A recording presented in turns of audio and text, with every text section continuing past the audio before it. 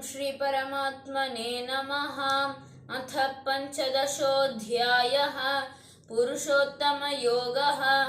श्रीभगवानुवाच ऊर्ध्वमूलमधः शाखम् अश्वत्थं प्राहुरव्ययम् छन्दांसि यस्य पर्णानि यस्तं वेद स वेदवित्। अधश्चोर्ध्वं प्रसृतास्तस्य शाखाः गुणप्रवृद्धा विषयप्रवालाः।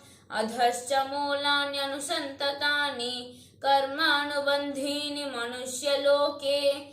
न रूपमस्येह तथोपलभ्यते नान्तो न चादिर्न च सम्प्रतिष्ठा। अश्वत्थमेनं सुविरूढमूलम् असङ्गशस्त्रेण दृढेन छित्त्वा ततः पदं तत्परिमार्गितव्यं यस्मिन् गता न निवर्तन्ति भूयः।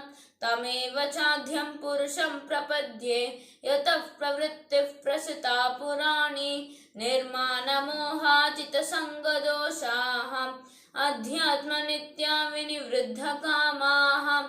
द्वन्द्वैर्विमुक्ताः सुखदुःखसंज्ञैः गच्छन्त्यमूढाः पदमव्ययं तत्। न तद्भासयते सूर्यः न शशाङ्को न पावकः यद्गत्वा न निवर्तन्ते तद्धाम परमं मम।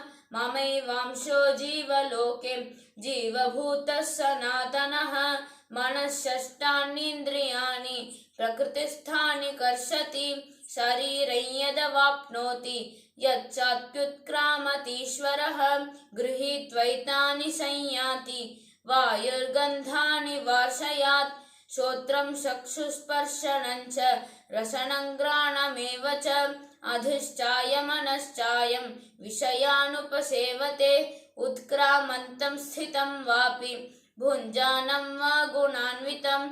विमूढानानुपश्यन्ति पश्यन्ति ज्ञानचक्षुषः।